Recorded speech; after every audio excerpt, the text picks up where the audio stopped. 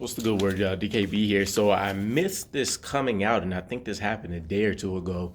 But we finally got the contract details for center Connor McGovern, who we re-signed about 3 days ago. Joe Douglas is a criminal mastermind. Either that, or I'm sure the Aaron Rodgers piece played a huge part in this role as well as Connor McGovern's free agent market not materializing even close to what he thought. But you're talking about a man that was averaging a $9 million contract. We re-signed him for about $1.9 million, something like 1.25 million in guarantees.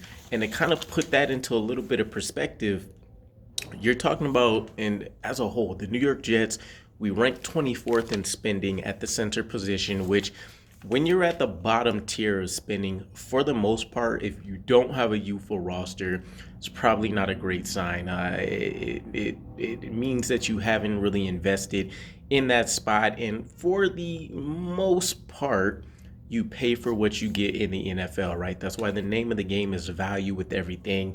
And Joe Douglas 100% knocked this center signing out of the park, especially for anybody that didn't want Connor McGovern back on this team.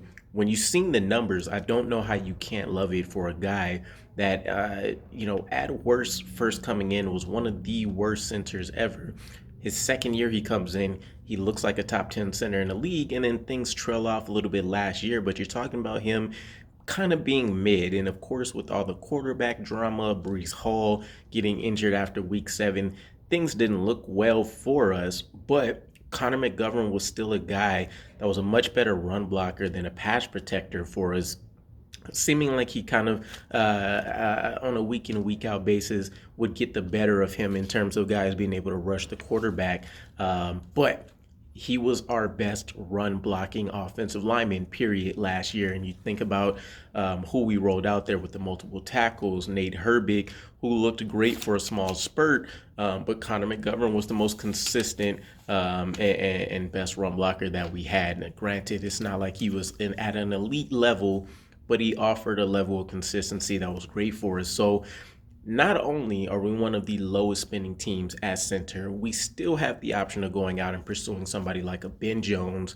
If we don't want to go that route and we want to see what happens with the draft, you still look at a guy like JMS, Joe Tippmann, Luke Weipler. I'm a fan of Juice Scruggs later as guys that you can go and get even better value at. And the cherry on top is that you don't have to rush them into the starting lineup. Let Connor McGovern do his thing. Let them develop their skill set.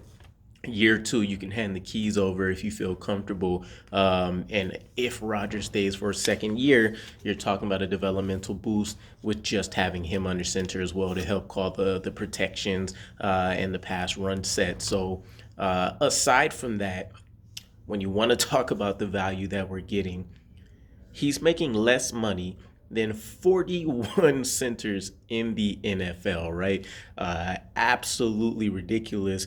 He has 28 New York Jets players on his own roster making more money than him. I actually seen a funny comment. I have to go back and double check, but it's actually facts. Our backup guard, Dan Feeney, last year, who plays, he has the center guard versatility. He made more money than Connor McGovern. So either way, it was absolutely great. It's just good news stacked on top of good news, stacked on top of good news. Heading into the draft tonight, very excited for what's going to go down in day 1, but the 3 days as a whole. So let me know what your guys' thoughts were. Connor McGovern, his contract, as well as any thoughts that you guys have on the draft. And I'll catch you again. Peace.